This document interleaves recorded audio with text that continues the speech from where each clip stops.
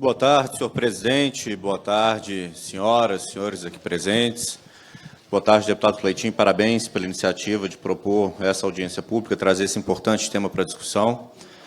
Boa tarde à subsecretária Mônica, com quem tive a alegria e a honra de dividir os bancos escolares na Faculdade de Direito da Universidade Federal de Minas Gerais. Eu gostaria de fazer uma ponderação na qualidade de alguém que é do partido do governador, alguém profundamente comprometido com o sucesso desse governo. Poucas coisas, pouquíssimas coisas, poderão contribuir mais para o sucesso do governo Romeu Zema, quanto dar mais liberdade para essas pessoas trabalharem, produzirem,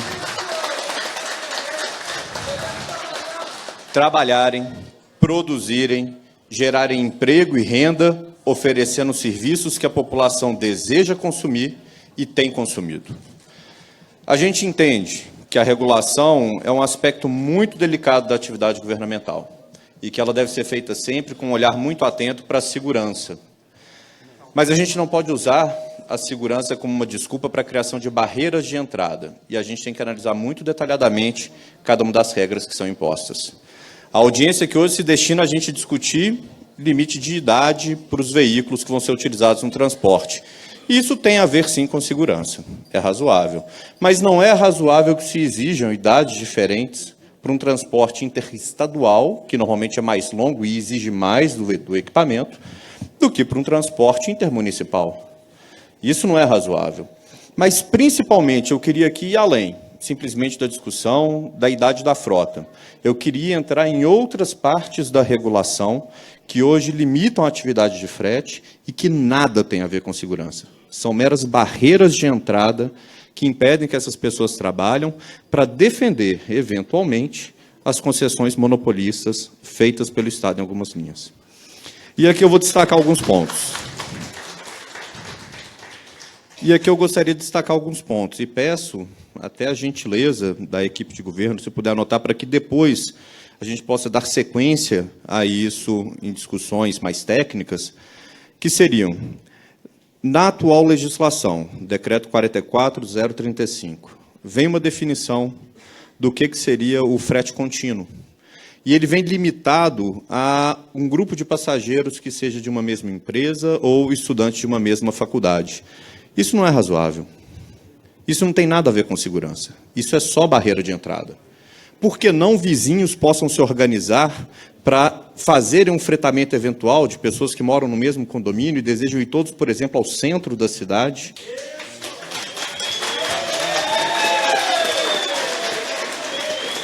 Por que a gente não permite que pessoas que, eventualmente, desejem fazer percursos com alguma regularidade, não possam se organizar e contratar um serviço de transporte privado, que escapa à regulamentação, inclusive, do que é a concessão pública. Não faz sentido isso. Isso aqui é barreira de entrada. Isso não pode continuar. Há uma outra questão, ainda no artigo 2º, não mais inciso 5º, mas agora o inciso 7, que fala sobre o frete eventual praticado, frete de passageiros praticado de forma eventual.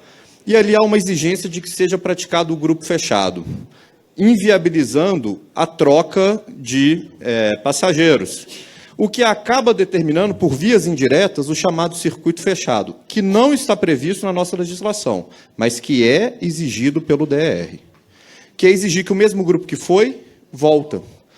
Que exigência absurda é essa, que nada tem a ver com segurança, que é impedir que uma pessoa queira apenas ir?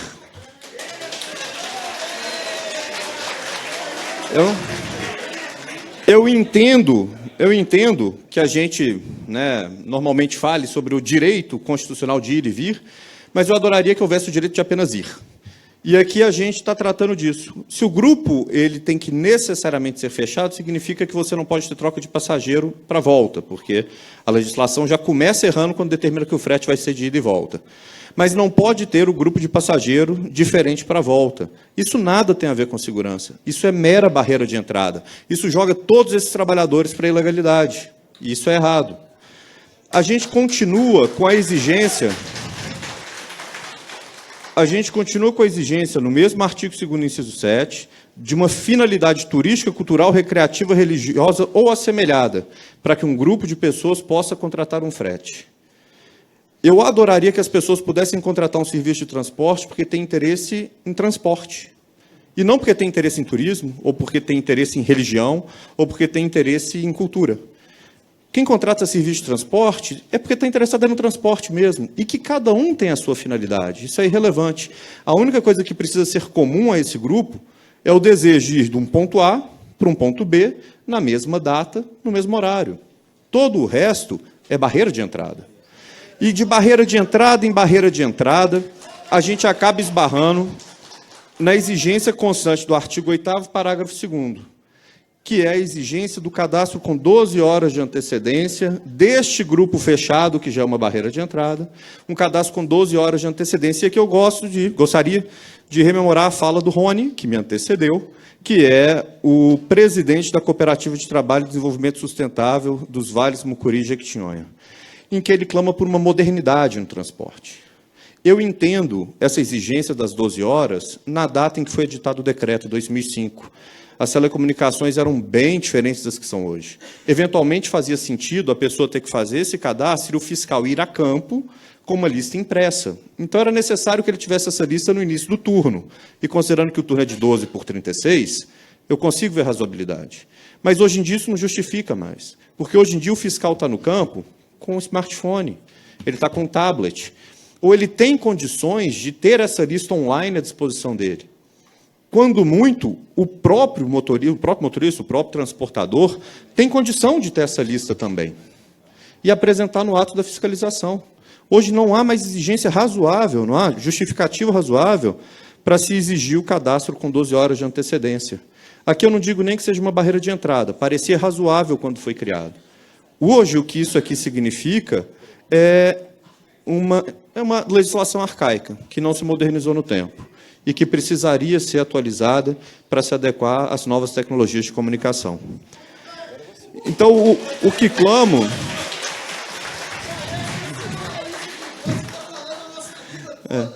O que eu clamo, então, secretária, é que a gente caminhe nessas conversas de maneira séria, entendendo a responsabilidade que toda regulação implica, mas tendo em mente que trazer liberdade para o setor tem inúmeras vantagens. A primeira delas vai permitir que todas essas pessoas continuem trabalhando sem medo do fiscal, sem medo de ficar sem ter subsistência, tendo a tranquilidade de que vai voltar com o alimento para casa. A segunda é para o próprio consumidor, é para as pessoas que vão viajar, porque vai multiplicar a oportunidade de transporte, vai multiplicar a oferta do serviço e isso vai trazer concorrência. E concorrência implica em melhores serviços, melhores preços. E, por fim, a gente ainda tem um interesse que é das diversas comunidades, 853 municípios de todo o nosso estado, que hoje veem seus recursos serem sugados para o centro do sistema, onde estão as poucas empresas concessionárias das linhas de ônibus. Se a gente traz liberdade para esse sistema, a gente permite que infinitos empreendedores locais possam começar a trabalhar com 1, com 2, com 5 ônibus, com 2 micro-ônibus, de alguma maneira a gente descentralizando essa renda e permitindo que comunidades se desenvolvam, que as pessoas alfiram essa renda em Taiobeiras, por exemplo, e possam lá gastar, ao invés de retirar o dinheiro da comunidade de Taiobeiras para trazer para poucas famílias aqui em Belo Horizonte, quando não são de fora do estado. Os benefícios são para todos. Os únicos prejudicados são aqueles que se beneficiam do atual sistema monopolista de concessões, mas eu tenho a impressão de que a liberdade chegou e o tempo deles de ditarem as regras do nosso estado já passou. Secretária, a gente continua a conversa depois.